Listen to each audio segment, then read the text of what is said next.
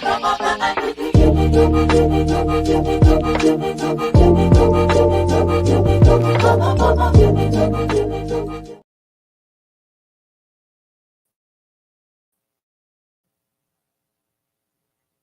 nobody else here, Nate.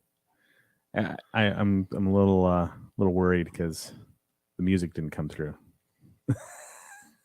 I didn't hear any music either. So. Exactly. So we'll see. One of the other people might text Michael, see if he can make some music happen. If he can hear us. First off, do we need music? Well, it just usually music will play, mm-hmm. and then things will go through. So for some reason, the music wasn't playing. So. Oh, I see. We're live. We're live now. Oh, we're live. Tell me that. We'll see. So, anyways, we're going to talk like we are live, like where everything's going on. And, like everything's fine. Yeah. Just carry on like everything's fine. Everything's great. We'll be good. We might start all over. Who knows? But I've got CryptoMesh here. Do you want me to tell them the real name? Bob Dylan. Bob Dylan. George Bush. Something. Sure. I mean, CryptoMesh. Michael Hill. Yeah, some people know me, some people don't. Yeah. Some people that listen to us, our new listeners probably have never heard you. So there's more.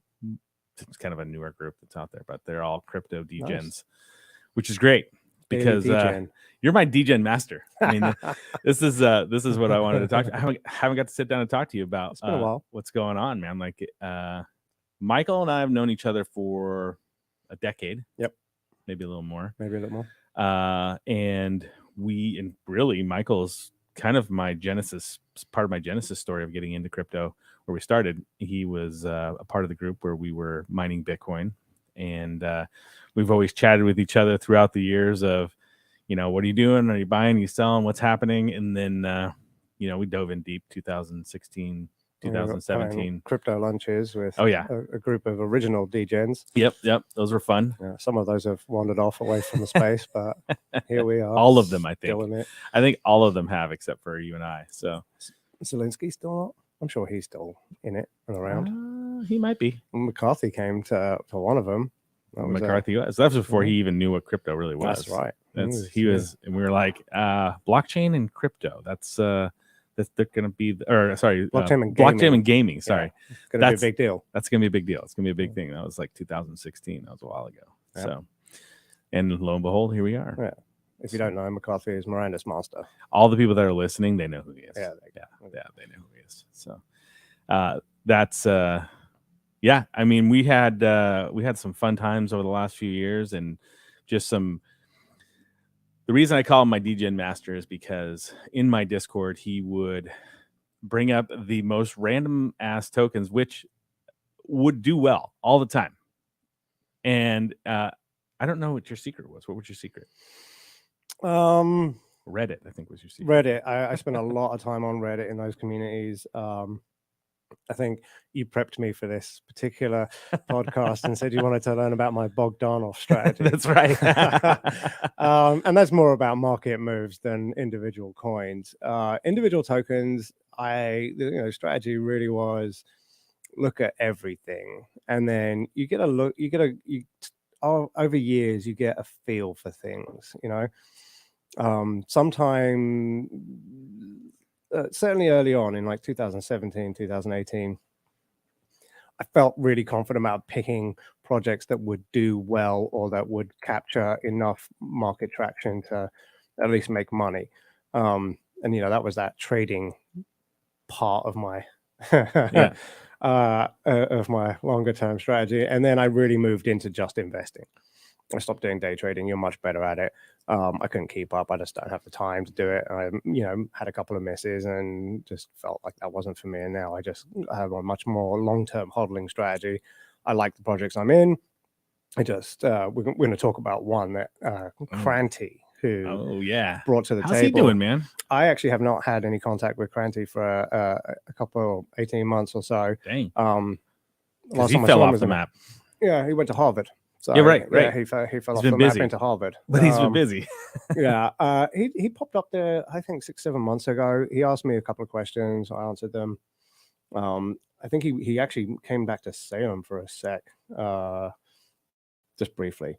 and we didn't. The stars didn't align for us to get together. But yeah, he brought up Fetch. If you remember that. Oh yeah, I've got it on here. Fetch.ai. I just well, the AI stuff, just all of them. We were looking at them in the Uh-huh. office here, and they were.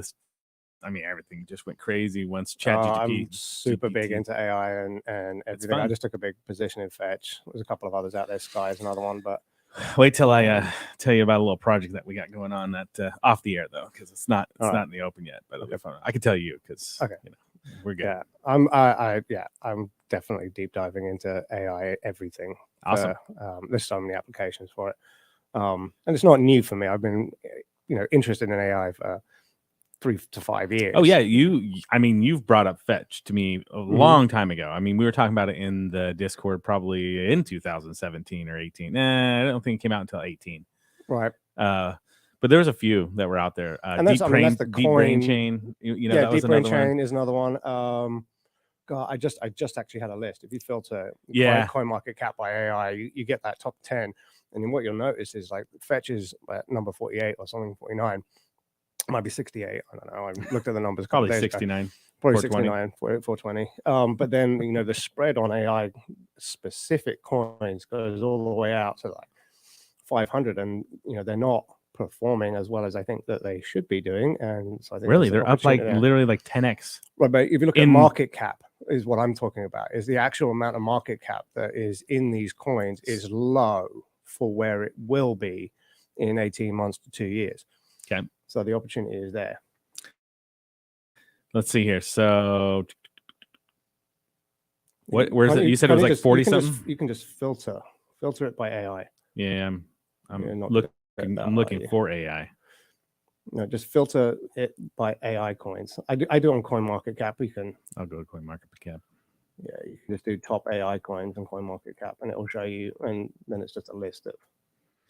Yeah, we were looking at, but if you look at FET, I mean, it's insane. Like it went, what is this, 5 cents to 50 cents in a couple months. So yeah, I got in a couple of weeks ago on Fetch. I mean, I already had a holding in Fetch, but I did add a little extra.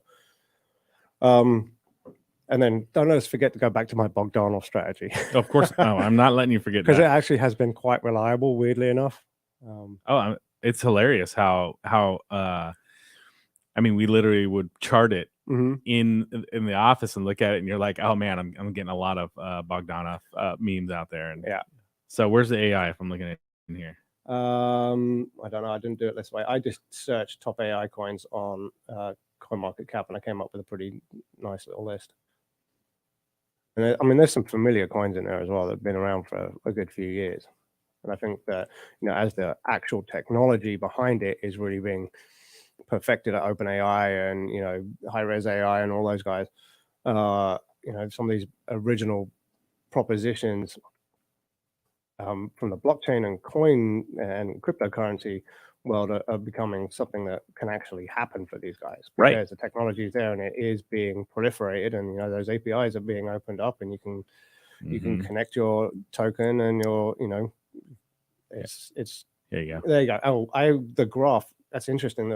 GRT. I've been in GRT for a long time.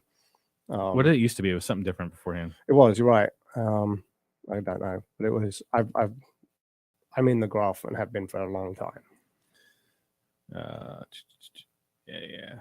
No, I remember talking about that. The AI stuff we've been delving into. All in the very office. Similar looking patterns. Yep. I mean, because once ChatGPT came out and literally got, what was it, 100 million users or 1 billion users in like 3 seconds or something ridiculous, the fastest ever by a lot. I think it was a week. Right. It was literally like a week where it was beat everything else. But it's also, I mean, I could just wax lyrical on the philosophy of the technology and then where it's going and the acceleration that is driving, and how hard it's going to be to keep up with what those big AI structures are able to do. I was reading this pretty interesting article about how they metric out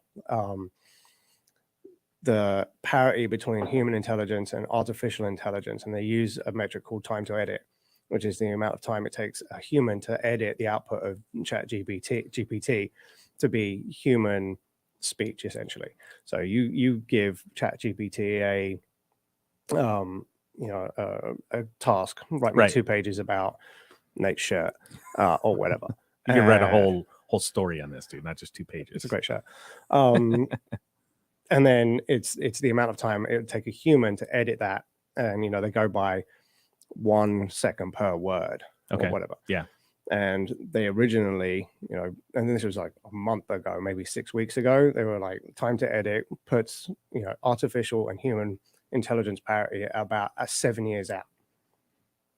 But what they didn't really account for is actually how fast it learns when it has 1 billion users. Right. And it's getting feedback on it. And actually, it's more like 18 months. And that's so scary. Well, because all that's going to do is going to keep speeding up. Because you're going to keep getting more users. And then, but then you've got this singularity, right? It's this technological singularity of things. What happens after that when the AI we all becomes... die. We all die. And I hate talking about sentience, because sentience isn't necessarily, it's very difficult to actually define what artificial intelligence sentience is. But it's performance above and beyond human. When do you get that? Right. When do you get that, and what can it do once it has that?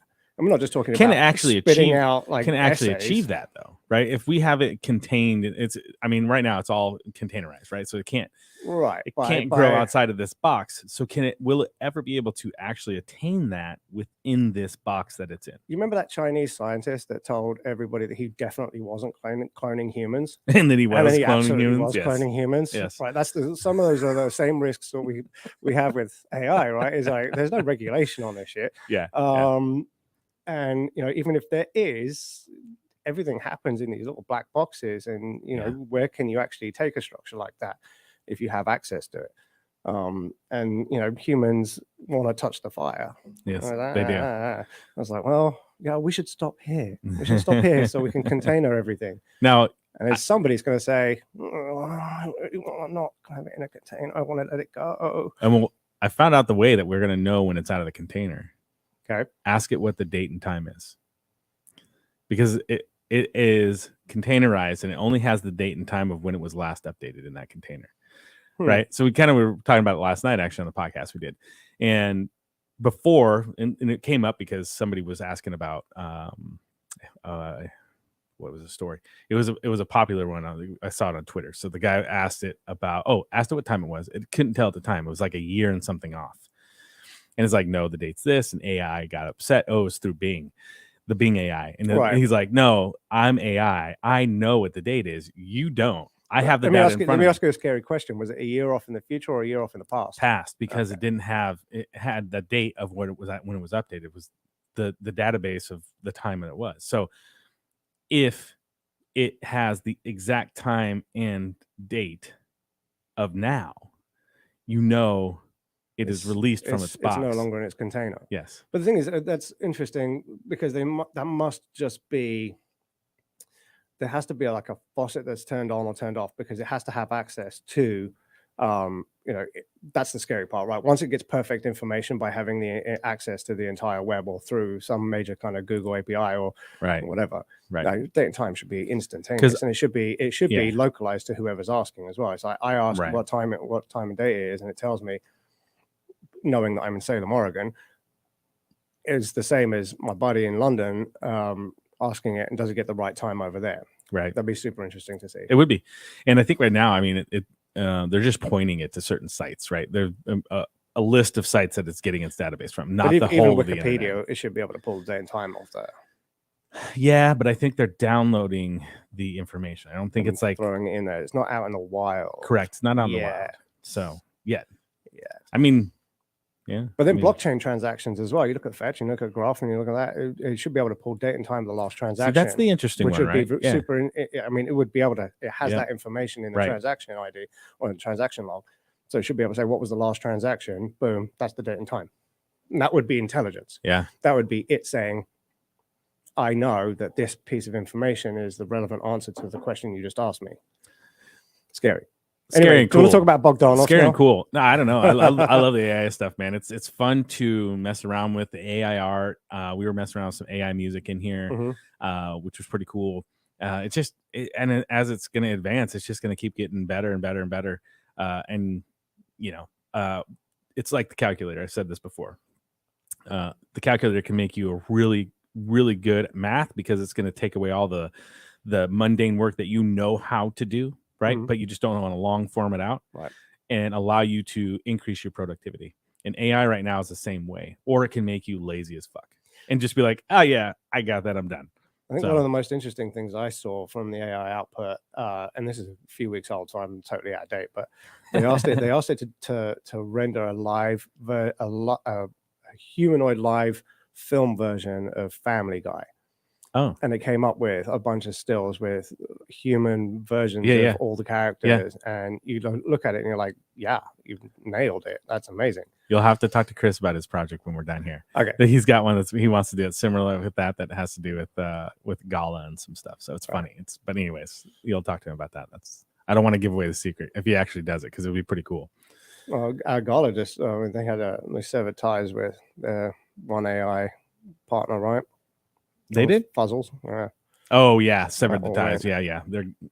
That was an interesting one. We talked about that a little bit too. It's just like apparently they wanted a lot more money Mhm. than Gala was going to be giving them, or what they thought Gala was going to do for them. So, But I mean, I moved over to the other server on there, and they're like, apparently you can buy the IP for the AI that was running Fuzzles, and they want $250,000 for it. that's hilarious, because I actually reached out to say, hey, let's do this and like to bring it back through the DAO. When we were looking at with the Well, they're DAO trying to stuff. generate a DAO on this other server. Essentially, they need to get like, I think it's 60% of all Fuzzle holders or some other thing. What? I skim read the whole thing yesterday. So I gotta look into this now, because you have to move over onto that other Fuzzle server. Okay. It's not like Gala sanctioned. Yeah, I'm sure. It's community owned, community based, but Oh, there is some interesting. momentum there with a community. I wonder who started that up. That's an interesting deal. Something socks. Socks? Clean socks, I think, Oh, is his Discord name. Okay. I'll check it out. That'd be a good. It's one. not super popular because he capitalizes every single word and everything he does. Oh gosh, And one of those guys. Yeah. But he's got Fuzzles. Okay. Sure. I got a bunch of puzzles that I are got a doing bunch of nothing. puzzles, So which will be worthless completely without the AI IP behind it. And that's the crazy part, right? Like when I'm messing around with AI right now, like if they had the ability to utilize Chat GPT with the fuzzles, it would have been a million times better just to be able to have that process. Like I don't know what was going on in there. Like it's competitive market, isn't it? It's like, the seeds of AI have been around for a long time, and Right. then it's who's Right. taking them on and who has the the expertise and the vision and the resources, I think, to take it to the next level. And OpenAI have done that. I love, by the way, how the CEO, can't remember his name, so Simon something like that, is an absolutely massive doomsday prepper. Is he? Yeah. he's a renowned doomsday prepper. I love it. And yet he holds the keys to the technology that would make that maybe all come true. That's funny. It depends on what movies you've watched. If you ever watched Terminator 2 from back in the 80s, obviously. So you're Bogdan. Let's look at that. Give a brief overview of how the Bogdanov, who they are first off, and why it even matters, and what is your strategy that comes about with that. So the Bogdanovs have been, apparently they're both dead. Apparently they both died of COVID 2 years ago. Yes. Or 18 months ago. Which I saw as a terrible sign. And it actually happened to coincide with the crash out of the market. It did. The Bogdanov brothers died. Yes. Do we believe that? Who knows? I don't know. Anyway, so they've been around in crypto for about 6-7 years as this kind of weird icon. There was that wonderful, crazy video which was released FUD. You remember that? Yes. And it was like you just watch the dude's eyes bleeding as the chart goes down and down and down and down and down. And they kind of got all this traction in there. But what I used is these are the classics, right? The dump it. Yeah, dump it. The pamp it. Yeah. Pamp it. Dump it. Anyway, the strategy aligned by the number of, so I have a curated feed on Reddit, which is my home feed. Yes. The number of Bogdanov posts correlates with major market moves. Yeah. And that could be by design. If there was puppet masters pulling strings or whatever, doesn't really matter. But there was an absolute correlation for me. It's like if I saw 5 Bogdanov posts in the top 100 posts or the top 150 posts on my my curated Reddit feed, which is from multiple different cryptocurrency subreddits or blockchain subreddits and whatever, a major market move occurred within the next 24, 36 hours. And you saw it. You watched it. I was calling it. And it could be both ways as well. It wasn't always down. Occasionally, if there'd been a period of like low activity in general in the market, and then all of a sudden I saw 5 Bogdanov posts or 3 or 4 or 6, and there hadn't been any for days, it would turn around and move the other direction, and there would be a lot more volume and activity. So now they're dead. Apparently. I can't really use that anymore. I'm kind of lost. But they still have the memes, though. It's not them doing the memes. So is the meme dead now? Like, as in, like, I actually really interestingly saw a whole bunch of Bogdanov posts about 3 days ago on my Reddit. That's what I was going to ask you. Yeah, and it correlated with an uptick in the market. So I think the strategy is the loosey-gooseyest strategy of all time ever. However, it has produced consistent results over the last 3 years. I 100%. I'll have to look for it. I'll post it on my Discord or I'll post it on Twitter. But when he first told me this is a couple years ago, he's like, yeah, this is totally what's happening. And I knew the Bogdanov meme, right? You kind of saw it, but I never correlated it with doing what he was doing to the depth of it. And so we kind of went through, and it was I charted it. I put on the times where he was like, hey, this is what this is what my little curated feed is telling me, and it was eerily accurate. So that was the thing. I mean, I could remember talking a couple of years ago when you started Forged in Crypto. It was like, well, we should generate these metrics. You can take all the hardcore math shit, I'll do all this airy-fairy weird shit over here, and we'll just see whether or not the two of them come together at all. It's like, well, and there's other things. There's other little things that are out there. It's like number of new projects that get put up on cryptocurrency is generally an indicator of like blockchain industry consumer satisfaction or consumer what's the word I'm looking for? Not like excitement, but engagement. It's engagement. Yeah, consumer engagement. It's kind of the fear and greed, thing that you see too, right? Right. That side of things. So, with that, where in the cycle are you thinking we're at? Right. Well, that's a you question, Nate. I don't. Oh, they already know my answer. I don't. They already know my answer. I'm curious with yours. I would say my gut tells me that we are transitioning from a bear market to a bull market. I think we've leveled up in quality. I think that I actually had this wonderful conversation with a friend of mine who's quite senior that isn't Michael, and it's if you're going to be successful anywhere, you have to be bringing a high quality project to the market, which is great. That barrier to entry, I think. You remember Nano, you remember all those shit, they come around in cycles, and you get the crap that comes out and leads that market, or historically has led the market. And I think that that's no longer true.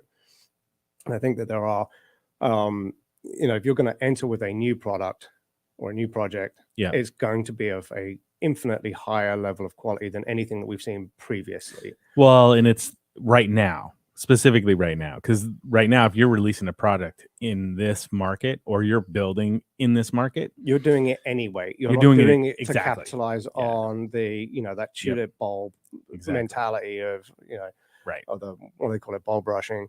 I exactly right. If you're releasing something here, you're doing it because the technology is important, and the project 100%. Is something that is going to be still around in 15, 20, 30 years.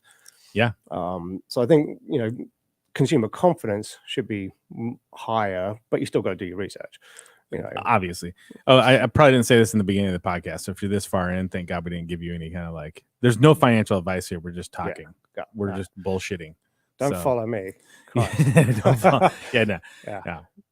We're just out here talking about fun things. I think I tend to agree exactly with what you're talking about. We're in a transition period of that. We've seen that downtrend in the cycle, and with where we're going, we probably got another 24 to 36 months of potential of it going sideways to up. And So. sideways to up is fine. I'm all about sideways to up, just not the down. Let's not go down any further. I mean, you have to select without being financially advisory. Select your portfolio correctly, right? Only invest in it. That's the thing. But there was also I wouldn't be here on a podcast if we didn't also talk about boomer coins, because I think that is another part of what's driving this. You think we're going to be the boomer coins are going to drive this? I don't think drive. I definitely don't think drive. I think new projects are driving without question. However, I do think that boomer coins delivering adds confidence, adds validity, adds agreed. And when we talk about boomer coins, dinosaur coins, we're talking of your Litecoin, your Wand chains, your XMRs, the old ones that are still around and somewhat actually are doing things or providing some sort of network solution, whatever. They're being used for a purpose, the purpose that they were built for, and they're evolving to better meet the needs of. They're not the new shiny thing, but they'll pump just like anything else, and they'll do their thing. Well, the thing is, if they did it right, they should have, and if they were decent and they were good human beings that were running the company, they made that money in the initial booms, and then they reinvested it in the technology in order to deliver upon the promises that they said they were going to the do. Hope. That's the hope, right? So give me one. What's your favorite wand chain? This is an old school one. It's a super old school. I've been in wand chain since day one, and I'm still in it, and I still believe in it. That was one of those ones that was so hyped coming into it, and I haven't looked at it in so long. There was a lot of I think I've said this on the podcast before as well, probably, which is that there was a lot of chit chat that wand chain was manipulated by the Chinese government. I was like, fuck, sign me up. Yeah, exactly. I'm all about that, because the motivations and what do they want to do with it? They want to make money. So if I'm in it, they'll help me make money. Human rights violations aside, but I mean, it is what it is. I mean, as much as everybody's here for the tech, obviously we're all here for the tech. Definitely for the tech, not the politics. Apparently, you can make money in this too. That's weird. That's the first time I've heard that. But anyways, no, wand chain. I mean, looking at it here, it's much like anything else. You see that just long downtrend and then just kind of this move up. That's a weird volume candle where somebody bought everything. Looks like a fat finger buy, but could have been the Chinese government for all we know. Probably was. That's my conspiracy theory down the road. Yeah, the conspiracy theory. A lot of these are highly manipulated coins. You can have an opinion on them, but you can make money on them too. It depends on what you're in the market for, really. I did want to ask you, actually. Yeah. What is going on with Strong? The Ponzi? The massive Ponzi scheme, but it just took a huge tick up for some reason.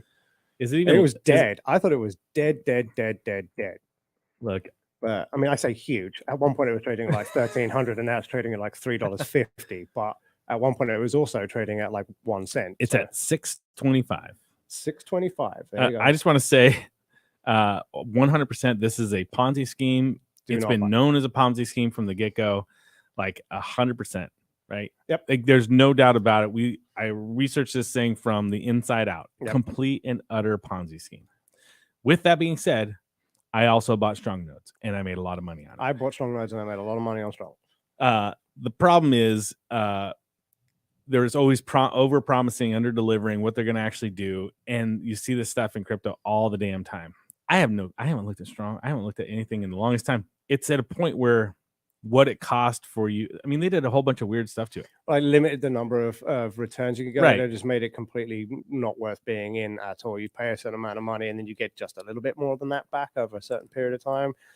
It was a Ponzi scheme, and it was because they take your money that you pay for those nodes, then they turn around and pay it back to somebody else. Correct. That is operating nodes. But then they did have they I think both you and I, this is 2 years ago, watched their like white paper thing, and they had some concepts in there that they wanted to provide a backbone for the Ethereum network using these strong nodes that people had purchased, and there's a lot of that was happening a couple of years ago. It's like, look, buy this, we'll backfill the technology, and we'll kind of operationalize it sometime in the future. And when we do, you'll be sitting great because you already had all this node stuff. But even with that, when Sound we familiar? looked at it, yeah, it sounds familiar. But when you look at that, 100%, it's like this. I mean, we dug in deep. Even then, it was all conjecture. It was all promises of something. And then when you looked at how they operated with their capital, it was like you knew it wasn't going to be. They weren't going to bring to the table what they I love promised. the fact it's at 620, it's 625, because when I brought it up, I was like, wow, it was at 360 yesterday. Well, there you go. Look at that. Yeah. I'm on the weekly, so it's hard to see those big moves. I'll pull it up real quick. No moves. Come on. There we go. I'm going to apologize ahead. My wife keeps texting me, so I don't know what's going on. But I asked if anybody's dead, and nobody's dead, so we're good. Good. Yeah. So Glad to hear it. We're moving on. Moving on. Strong. That's funny. I haven't heard that name in a little bit. Done with that. That's the one reason why I hate. So we have obviously Nerd Node doing all the node stuff, but I hate using the node itself because it got such a bad connotation because there were so many of strong nodes that were, other projects that were using nodes to pay people on their Ponzi. It was a bunch of crap. And I mean, there's a node systems that are out there. And it's why we're doing with Nerd Node, we're going down the route of creating the product on the back end before we even think about offering, if we even do offer some sort of token that can go in there, and even if it's going to be a legal side of things. So build the backbone, have the customers that are on there paying, doing a lot of stuff, then bring it out there and say, hey, guys, this is what we have right now, and we want to grow it more. This is what we can do, right? Instead of the vice versa. Yeah, I think Node does. I mean, it's not quite cryptocurrency yet, but and ultimately it is the right word for it. But there is a little negative connotation there if you were in certain projects and you're purchasing nodes and like green nodes. 100%. Well, they got the FBI or SEC got sicked on them on green. Yeah, they got a whole. The best part is the letter got sent out to the entire client list. They didn't, and I didn't get it. I'm on it green. was CC, so they CC'd everybody, not BCC'd. You didn't get an email? I probably ended up in my junk. It's probably my spam. I don't have any, but Andrew had bought some for Nerd Node because we were going to run them, and so he got the email, and he's like, "What the heck?" And it had the entire client list that was on there. Wow. Yeah. So now it's like there's a whole legal thing going on. So how funny. I have a green node. I don't run it at the moment, but I have run it, and I amassed an amount of green, which is currently worth $0. The liquidity on that, isn't it like $20 a day or something like that? It's probably not even that, dude. I think you're talking cents. Yeah. Do you need to take that? No, we're good. We're good. She just got back to me. Anyway, I was going to say, the other side of that is validator. Validator and validation and validating pools. We full circle back to GRT. I've been in GRT validators for a while, and well, that's one of the things that we're talking about doing with Nerd Node is validators, across the board for all sorts of different blockchains, different, and not even blockchain stuff. So you get validators for different, different businesses out there need them for certain things. So it's a great use case outside of the, just hosting nodes type of situation. So a whole bunch of stuff. So GRT. Yeah. I mean, my GRT validating pool has just been sitting there making me money making me GRT for a couple of years, I think. And it's one of those things I just won't probably ever touch until I actually. What was the one we got into? It was a Japanese, oh gosh. I keep wanting to say Tor, but it's not Tor. It was it was a long time ago. It was a masternode. We got into that. That's right. Yeah, we got into a bunch of masternodes back in the day. Which essentially was you had to back in the day a masternode was you would stake a certain amount and run, on this protocol, but on a computer or on a whatever server somewhere to be able to then be a validator in that network. So you had to hold a certain amount. So it was the original staking. Beginning of staking as a proof of stake rather than proof of work. Exactly. God, what was that called? I can't remember. I actually found it the other day, like all the information when I was going through. I was doing a whole backup of a bunch of stuff, and I was looking at my stuff. I was like, oh yeah, there it is. I tried to look it up. It's no longer a project. I was like, it's not around. Well, anymore. the name's going to wake me up at 3 o'clock in the morning. I love so it. Thank Yeah. you for that. Just text me. Yeah, I got my phone like, off. At least I'll know.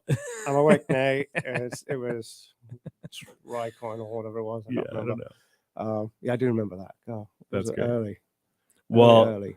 Let me ask you this: so when we talk about degen plays, we can't really talk about AI as a degen play because it's already 10x in like 2 months. I mean, we can't really. I mean, it can still go up more, obviously, but I mean, I need the next SHIB. You need the next SHIB. I mean, we're almost to the point in time where you shilled me SHIB in the last cycle. Here, look, I'll show you something right now. I'll randomly look at a coin and be like, that one. It's that one. No, I tell you what, there is actually one that was out there. Give me my. I was using FTX as a portfolio tracker, and then because it was Blockfolio. You used Blockfolio from the get-go. From the get-go, and then it turned into FTX, and then I escaped out of that. So escape. Give me 1 second. I got you. Keep talking. I'll keep talking. I'll find the coin that I'm thinking of because I do have one. Here's the SHIB story. So the SHIB story is Michael he's my degen master. So in the Discord, he was posting a bunch of degen stuff, and we were talking, and he's like, dude, you got to get some SHIB. And he's like, it's the Dogecoin. It was a fork off of Dogecoin. It's the new thing. It's getting a ton of hype. This was in 2020, summer of 2020, I believe. Whatever, it was way before it started to run up. So it was like cheap, about like $200 worth, and it was billions of SHIB. Yeah. And we would use it as it was kind of our joke. You'd bet like, oh, I bet you 1 billion SHIB you can't make that putt kind of situation because we all had it on our phones. It was like one of those things. Well, fast forward to when it starts to run up. This is before the Coinbase listing. This is the first run up, and I get a bunch of texts in the morning. Like as I wake up, there's like 6 text messages and like a voicemail from Michael.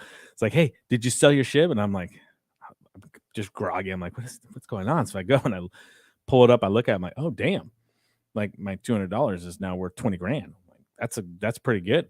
And I kind of sat there. I look at it. I text Michael a couple times, and I'm like, and he's telling me, he's like, I think there's still some room for this thing to run. And I'm looking around and thinking, I think it's just kind of the beginning a little bit. Well, I waited another day. It might have been 2 days, and ended up selling all of it. And it was, to date, it was my largest percentage win on a token ever, 116,000%. So you can do the math on that. It was a pretty good little trade. And now, pure luck, by the way. Like there was pure luck. There was nothing in there like, hey, this thing's gonna be the next, the next Bitcoin, nothing like that. No, and I didn't shill it to anybody because I was like literally just buying it as a joke. So it was pure luck. So just take it as in fact, I anti-shilled it to somebody. Do you remember? Yes, that? I know. I was like, and you apologized. It was a new guy on the Discord. He was like, should I buy this? I was like, no. Exactly. That is not unless you've got fucking fuck around money. It's just throwaway money. Yeah, it's literally throwing away. If you want to lose it, by all means, buy some SHIB because it's going nowhere. It's a joke coin. We only hold it as a joke. And then of course it ran. Yeah, I made right on it. I know you did. I gave the guy. I know you did. A couple of ETH to make up for it. But that's good. So here's one, PHX, which is an AI coin. I know we were trying not to talk about that's AI fine. coins, We go. but it is out there. And then the other one is did you ever buy AquaGoat? See, no, these are the best. See, you posted that one in the Discord too, and I'm like, why are you doing this? It's like probably AquaGoat. You're posting Cumrocket probably on there. Who knows? Cumrocket was one. Tits V2 is another one. All right, what was the first? Wait. PHX. PHX. Yeah, it's Phoenix Network. It's an AI coin. Okay. It's not coming up on there. Let's like Andrew hopefully coming in. We got network issues here. Phoenix. No, it's Phoenix Finance. PHX. Yeah. Is it listed anywhere? No, go back. It wasn't. It's not that one. That's not the logo for it anyway. It's so low. It's not even on CoinMarketCap. This is the best. These are the best, by the way. Yeah, it's not even listed on CoinMarketCap. So you can buy it on Bitree still though. Bitree still has PHX. It's on Bitrue. Try SKAI as well. I don't think that's listed yet. SKAI is not an AI coin, which is probably $100 at. Although that's not advice. SKI? SKAI. Oh, SKAI. Nope. No, man. Yeah, man. See, I'm so far ahead. I'm just like, it's the way SHIB was. I'm telling you right now. It was. Okay, so if I can find it, I'd pull it up on here, but I gotta look for it now. Now I'm curious. So give me a little rundown. Why? It's Phalex. It's Phalex, I think. So tell me why. Because it just feels like one that could sheep. You asked me for a sheep coin. I know I did. There's no rhyme or reason why you pick coins like a sheep. You don't look at the project. You just go, boom, that one. What did you say? PH. It is actually Phoenix token, but it was the second one down. It's Phoenix Finance. It is Phoenix Finance. Okay. Yeah. They actually just changed it. All the logo's different on there. That's Phoenix token, PHX top. The one. Okay. Is that the one you looked at the first time? No, I went to CoinMarketCap to see if it pulled up. So this is Phoenix token. Look at that. Ranked 2283. Okay. But it's on 1,434 watch lists. Oh, look at you. I like it. All right. See, look at that. Now that does not have to move that far for you to make money on it, but that's not advice. Actually, no, I've never seen the watch list thing. That's an interesting metric to look at. I wish I could pull. I wonder if I can pull that through an API or something like that. Sure, you can. What tokens are on the most watch lists? Yeah. With I would then add an extra dimension to that. So give me a list of the top coins on ranked by watch list that have a market cap under 20 million. Yeah. Oh God, look at that chart. See, look at that. Isn't it beautiful? It's dead. It's a dead coin. It is a dead coin. It's a dead coin. Well, you didn't ask for brilliance. You just asked for. I did. What was it? Shot in the dark, dude. No, look, I'm gonna buy some right now just because you said it. Just kidding. Hey, why don't you buy some? Okay. See if we can move it. See if we can move that needle. See, look, I did actually notice while I was looking for that is looks rare. Yeah. That's not doing so great.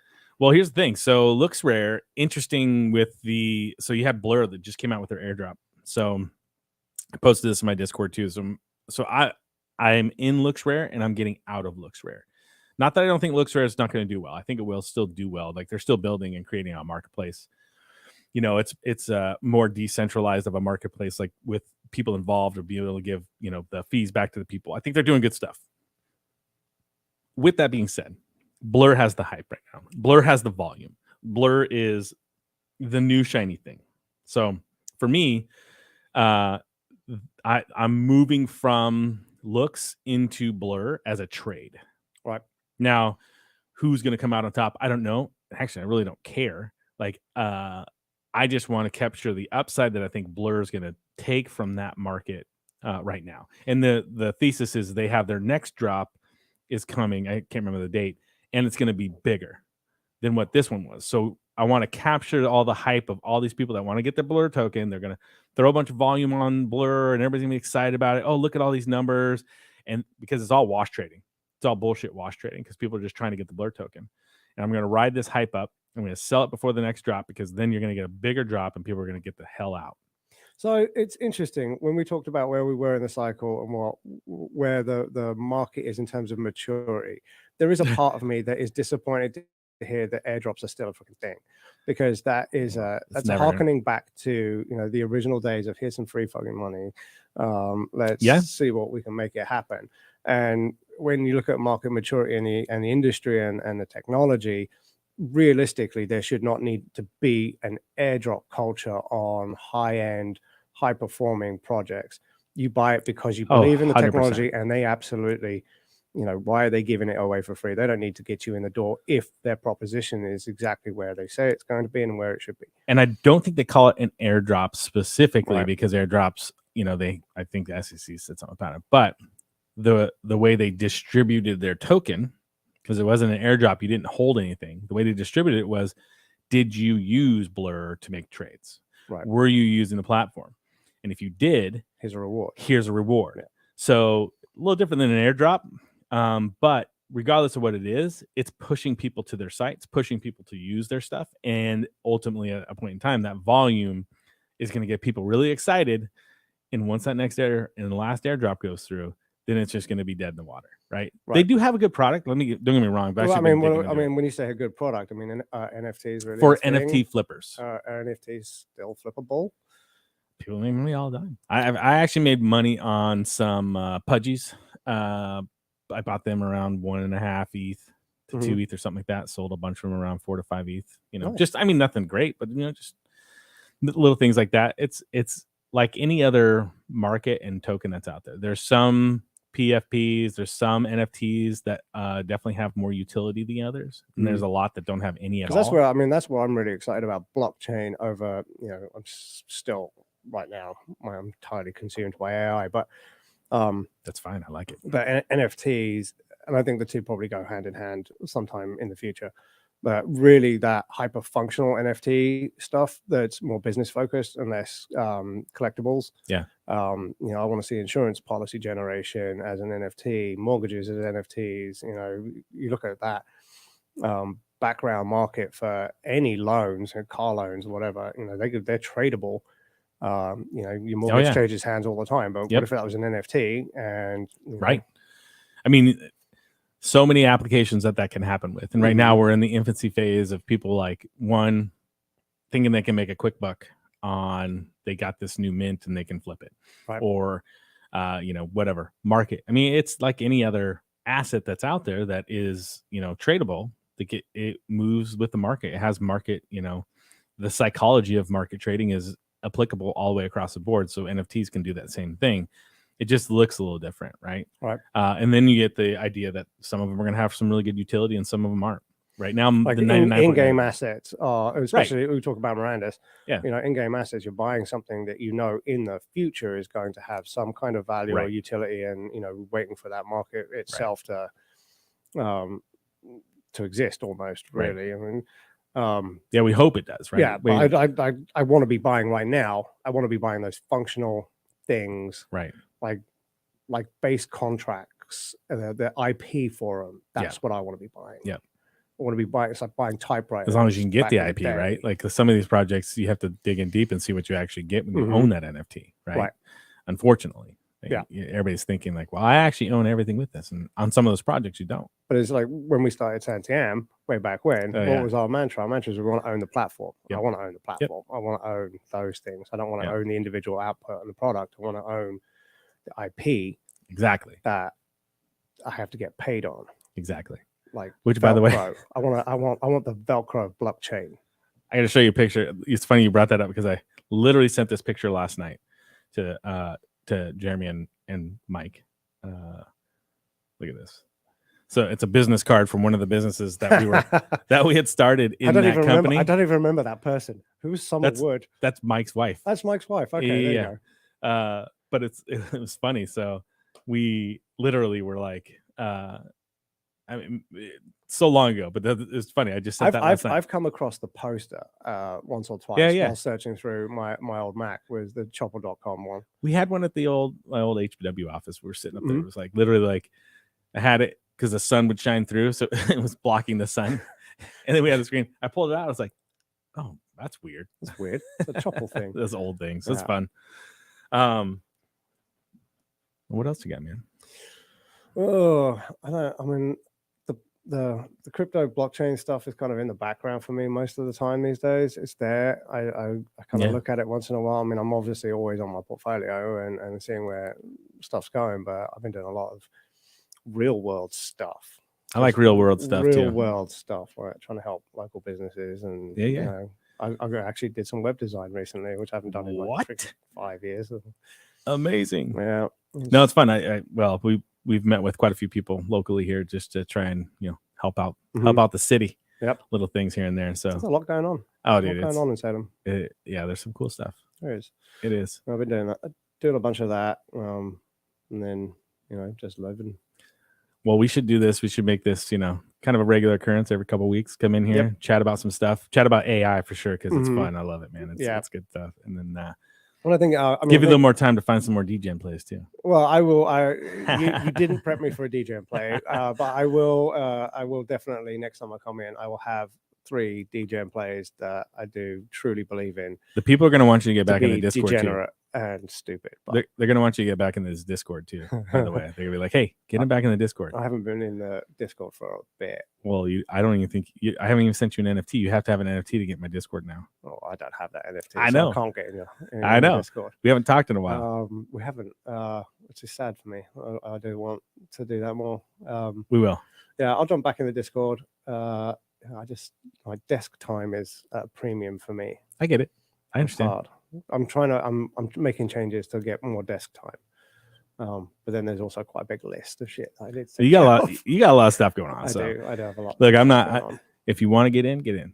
We'd be more than happy to have you there. I would like to get in there. I mean, I miss that community. I want to come back and do more podcasts for sure. I'm always up for a podcast. It's just timing. Like you like to do it in the evening, and evenings are historically difficult for me. They're probably easier for me now. Well, you and we can do this. We can do daily. We can do this kind of stuff. I want to at some point in time do an evening podcast, just so we can get drunk while podcasting. Well, and it's going to be whiskey oriented. And at some point in time, my goal is to be sponsored by some sort of whiskey company out there. To send us some whiskey, to be like, hey, this podcast sponsored. Yeah. Exactly. Why don't you talk to Jason? I should. Yeah, you should just talk to Jason and get him to give us a case of whiskey and we'll plow through it. Wow, that'd be fun. There's a few out there. Who else is on it?